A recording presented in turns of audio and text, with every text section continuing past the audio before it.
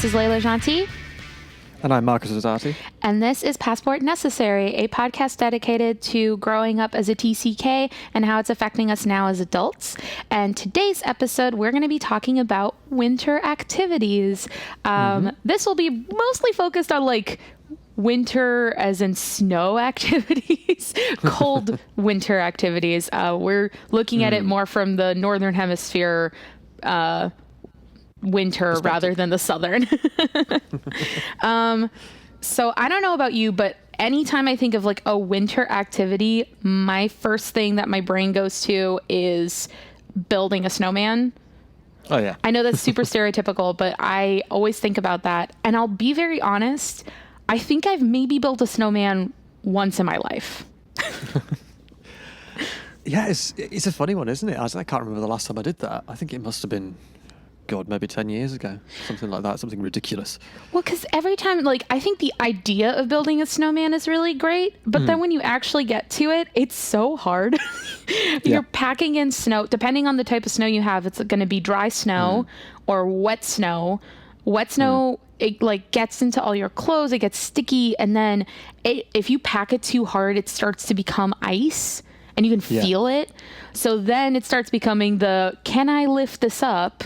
When you are starting to actually build the snowman, and then it's like, okay, well, I've been able to lift this up. Will it stay? Yeah. And it just rolls off and you're just going, it's a task of Sisyphus. I'm going to start again. Yeah, I think the idea is really nice and lovely. And anytime you see it in like movies or like if they have it in video games, like I've been recently playing Animal Crossing first time. It's amazing. And in the game, I'm like, wow, this is so easy and so cute. But then I think about when I've done it in real life, I'm like, no, it's a terrible thing. It's so hard to do. But we convince kids to do it. What do you think about how much water weighs? I mean, that's all you're doing is moving around frozen water. It's just heavy work. Yeah, no, it's a lot. And then I think the next step from that is also snowball fights. Oh yeah. I think we've definitely done that recently. I've definitely done more snowball fights in my life than building a snowman. Yeah. And it's always, I think it's again that perception between reality versus what you imagine in your head. So I think I remember one of the first snowball fights I got into, I was living, I'm pretty sure in South Korea, and we started throwing snowballs, and at first it was really fun, and then all of a sudden you get winded. You're like, I can't move. This is so exhausting because it's the track. You have no traction. So running is hard.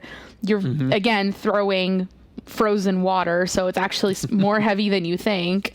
And then when you get the snow in your shirt, it's the worst. It feels awful. Yeah, you're there, you're cold, you're wet, and you just go, for God's sake.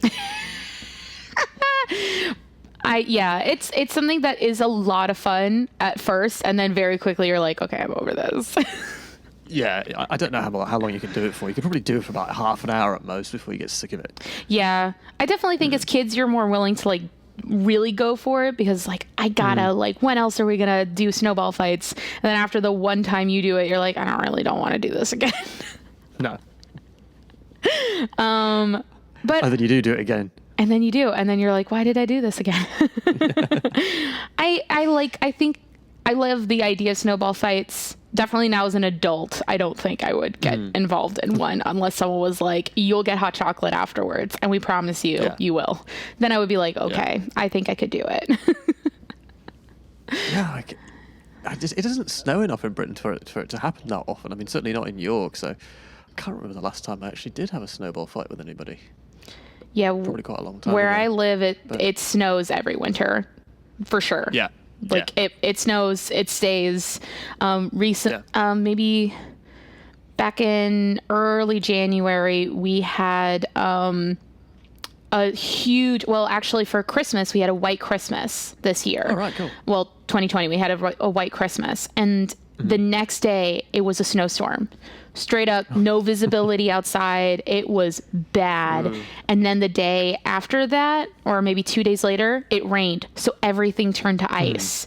And now there's still ice outside because of basically once December starts, it's too cold for the snow to truly melt. So then we just have ice for months. Yeah, that makes sense. It's sort of like here, it's been a bit like that as well. It's just like well, that's a winter activity. Try not to fall over and walk down the street. That's definitely a winter activity. It is a winter activity. You're just like, we're looking at that patch of black, kind of going, is that ice or isn't it? I'm going to risk it. It'll be all right. My favorite people watching activity in the winter when we were going out to bars or restaurants or whatever. And I definitely remember this vividly when I was living in New York, is watching people leaving bars or restaurants, definitely intoxicated and trying to navigate icy sidewalks. Yeah. Oh my gosh. You want to laugh your ass off. That is one of the best things to do. Oh my God. That must have been brilliant. And I always feel bad laughing about it because it's like, I don't want you to get injured. But at the same time, like, it's so funny. It's just where the feet go. Yeah, it's like, and the other thing that I love, and I do it myself because I actually got a concussion I want to say 2 or 3 years ago while I was living here in Buffalo. And it was because there was ice on the sidewalk and I thought I was fine. Fell backwards, hit my head. Yeah, that was just crummy because the whole time I was like, I think I'm fine. And then I would stand up and I was like, nope, I'm not okay. Yeah. Everything sucks. Yeah. But I, since then, have definitely noticed that when I walk in the winter, especially on icy ground, I kind of walk like a penguin, the little penguin walk that you do during winter. Yeah. It's so cute when you watch other people do it. When you do it yourself, you're like, I look like an idiot. But when you see other people do it, you're like, that's pretty brilliant. I love it. Yeah. It's not just me. It's fine. Yeah. It's kind of a universal, it's ice outside, walk like a penguin. Yeah. It's quite good because I was like watching it. Somebody coming over the bridge, like one of the bridges in York. It was icy, and the thing was, is that part of it's cobbled, but part of it's just like these paving slabs. So the sidewalk bit, the pavement is like paving slabs, and then the actual part where the cars are going over is actually cobbled. So people were like kind of like trying going on the sidewalk, and it was just like, no, this is too slippery. So everyone just walk off the bridge and walk on the little cobbles because it's just like, no, this is safer. Yeah, it genuinely was. Oh my gosh. Yeah, they were probably like, oh, the cobble is like really cute for cars and stuff. And then during winter, people are like, no, we need this for safety reasons. Screw the traffic. I do remember it snowing in Japan, but it was never to the point of like feet and feet of snow. Because we lived in Osaka, Kobe, where it's like you're just off of the water. So more than anything, I remember it getting cold. But I don't remember large accumulations of snow. Well, because I lived up the mountain when we were there, so I actually do remember snow at that point. So there was some. I mean, it never got really bad because it was right on the coast, so that tended to be the thing. Yeah. But certainly living in Kyoto, there were times when you definitely knew like the snow was bad enough that you'd be like, you would just have a snow day. It's just like, no, this is impossible because you're up a hill. You can't really drive down it safely. So it's just like, no, don't bother. Just don't bother. Oh my gosh, I just remembered like one of the worst coming back home due to snow.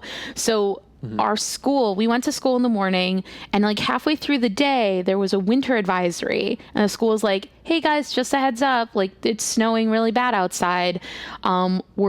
We may have to cancel after school activities. They didn't.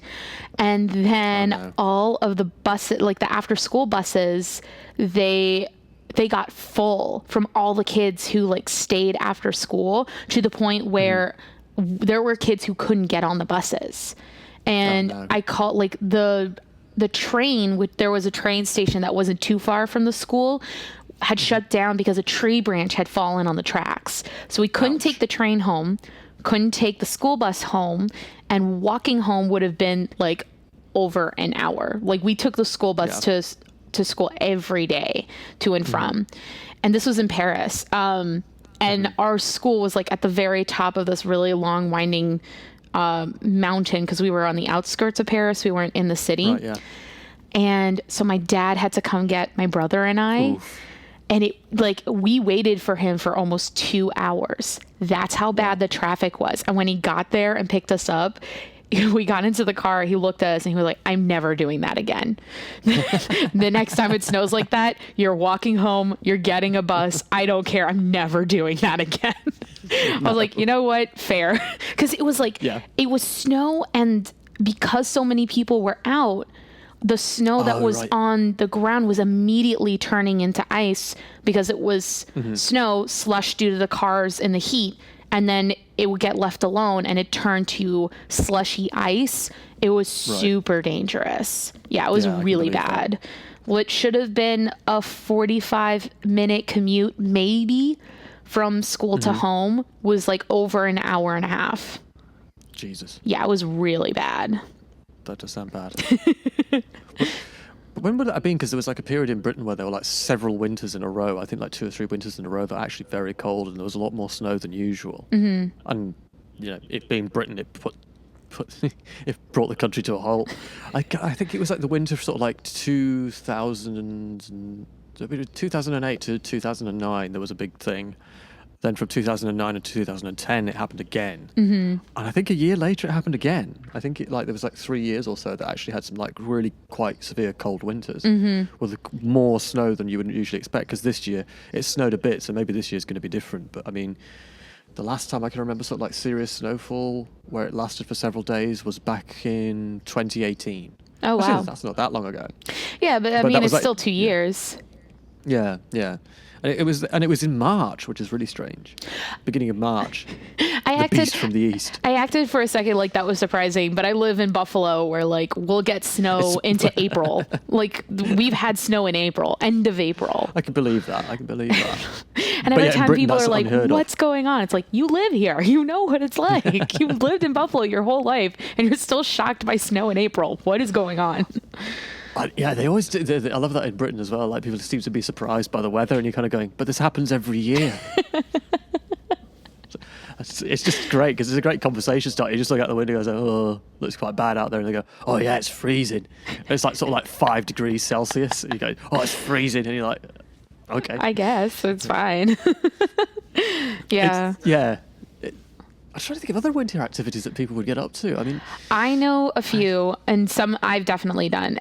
Sledding, skiing, and snowboarding. I think of like for like an activity, like going out and doing something. Like a proper sport, yeah, I would think sledding, skiing, snowboarding. I tried snowboarding for about 5 minutes and I hated it. So I went right back to skiing. I've actually done both downhill ski and cross country. I've done that. I actually really like cross country. It's a very different type of movement.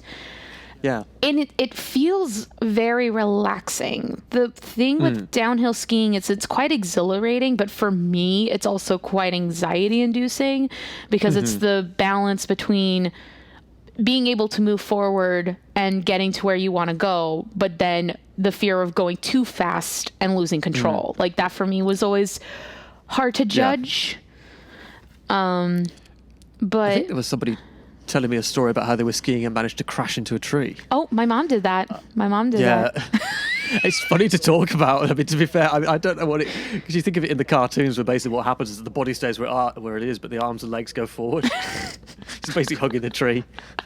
But I suppose that must happen because how else are you going to do anything? I mean, unless you put your arms out in front of you to try and stop yourself. Oh, that would be a terrible idea. You would break your wrists.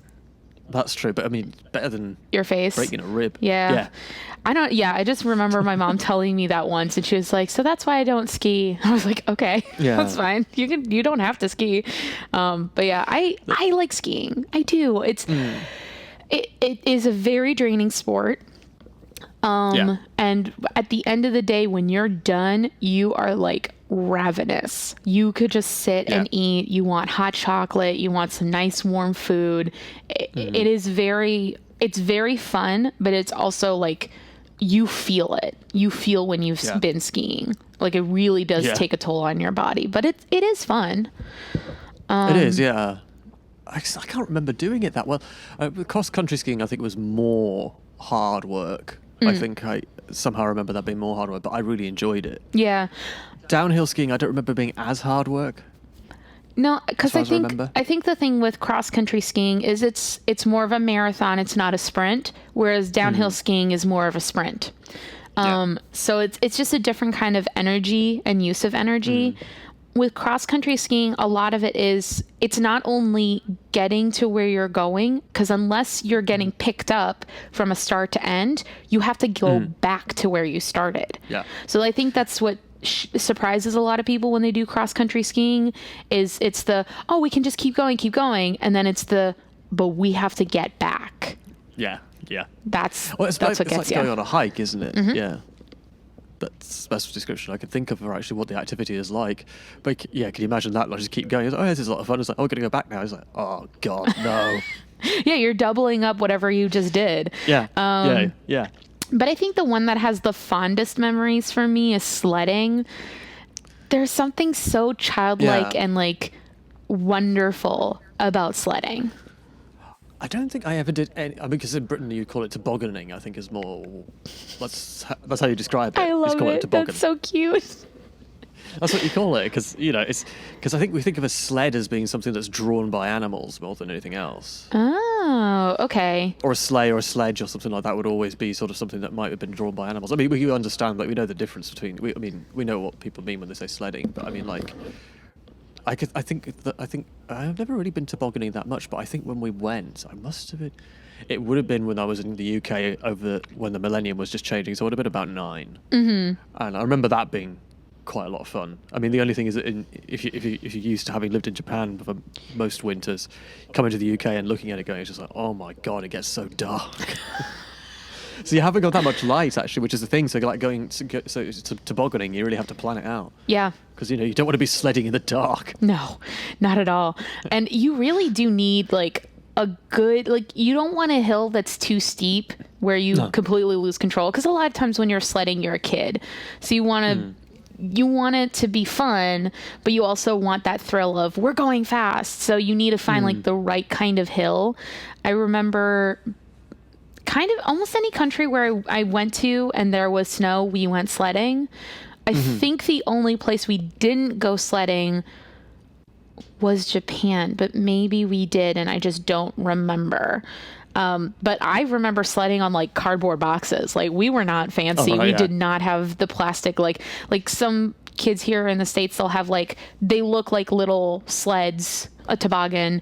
And then there are others which almost look like a shield where it's round and it kind of has a dome to it, almost like a trash can lid, but without the handle part. And they're almost always made of plastic. They just slide really well. But I remember our family was never that fancy. And we would just take a cardboard box, cut it up so that it would be long. And you would just like inch your whole body so that you could get to the edge. And then you would just slowly fall. And it was so much fun. Once the momentum gets going, that's it. I love sledding. I've seen film of people doing it on shovels. What? Like you get a spade, and then if you've got a steep enough incline, you can toboggan down on the spade.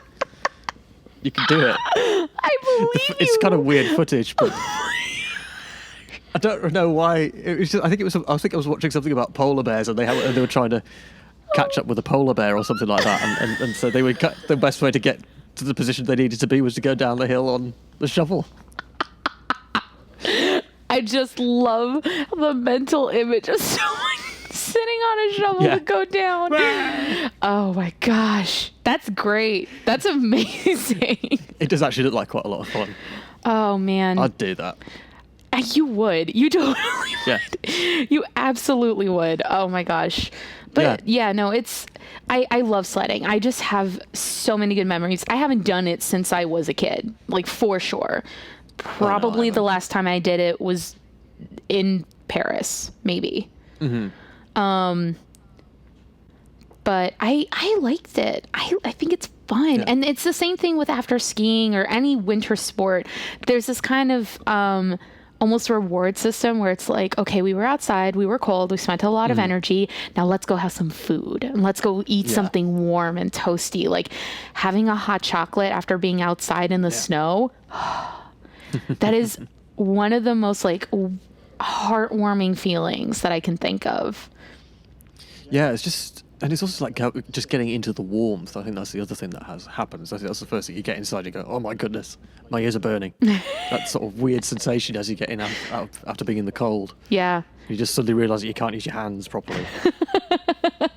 Or you can't feel anything. Yeah, those are Trying to get them back up to speed. It's kind of a nice. It's a weirdly nice feeling. Like that's not something where I would be like, oh yeah, I'm gonna on purpose go out in the cold so that I can feel warm. But there is something very nice about being cold and then suddenly coming into the warmth and feeling like you're melting. Like it is really nice. And with that, I love a fire in winter.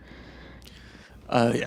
I love an outside fire, a bonfire, or even like indoors. But having a fire in the winter is just like two things that go so perfectly together.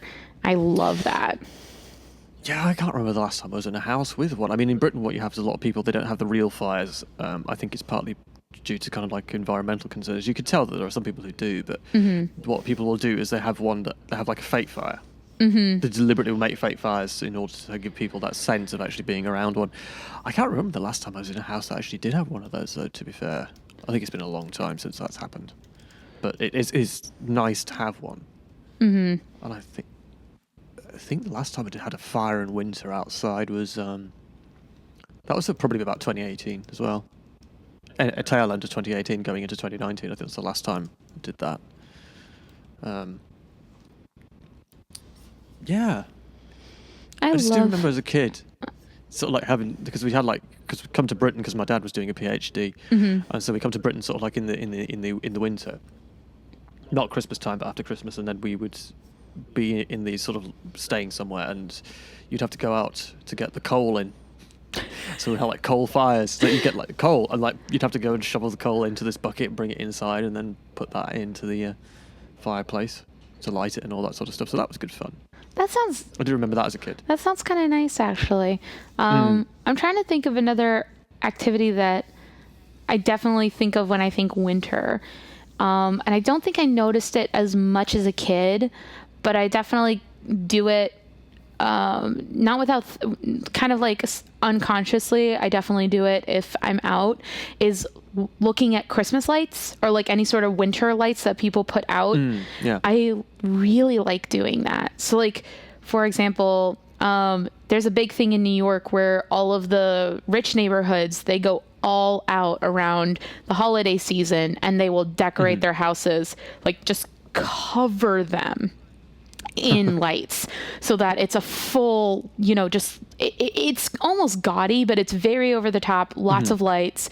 And what people will do is that all over like New York, they will drive or they'll go to those neighborhoods and they'll either drive or walk around and like go to look at all the Christmas lights.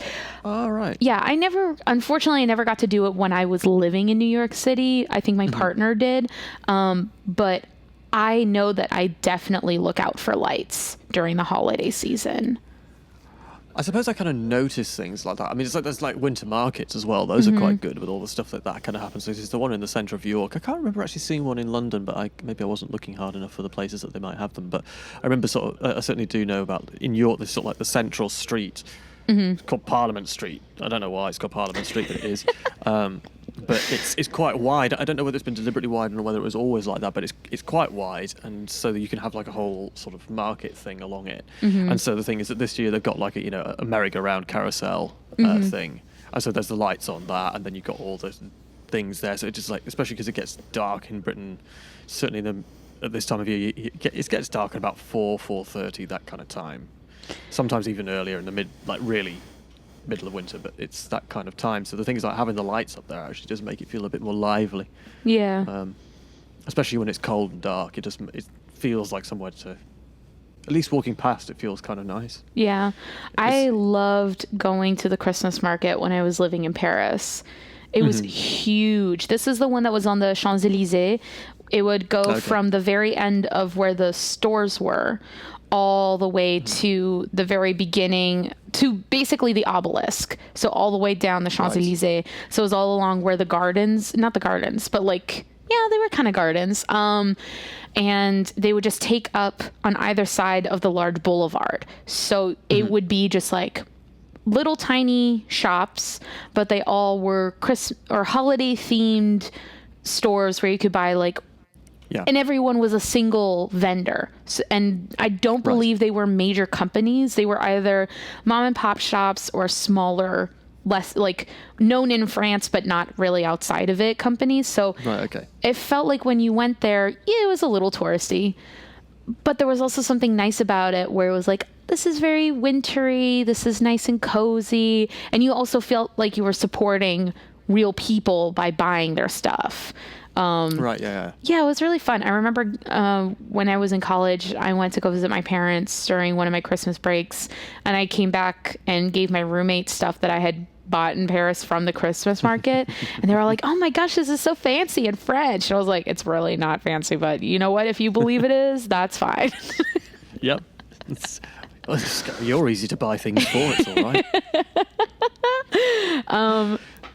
The other thing I like, which is, it's not really a winter activity, but you do it when you're out during winter, is it definitely is a very European thing. I don't know how often it happens in the States in the cold months for certain states here, but mulled wine, Oh yes. like Yes. drinking outside and having mulled wine is Yeah. so lovely. Because it's not super alcoholic. It's more the flavor of it, which is Yeah. so nice. And it just keep you warm and stuff like that. I can't drink it because it gives me a terrible headache. That's the problem I have. It's nice, but like I can't drink it. I know. Yeah, it gets really sweet. That's also the thing where I like making my own like mulled stuff. Like Right. I make my own mulled cider. I make my own mulled wine. I actually made my own hot chocolate this winter, and I loved it. It was so yummy. But yeah, that's something that I have fond memories of, but I would agree I would never really have more than maybe a glass, and I would Yeah, most likely yeah. have shared it with my brother because it's so sweet. Yeah. So sweet. I mean, it is quite nice walking past them because you do get the nice smells and stuff coming off them. Because there's been quite a few people I've seen this year who, well, when we've been allowed out, it was last year as it was. It's gone. 2020's gone. It's okay.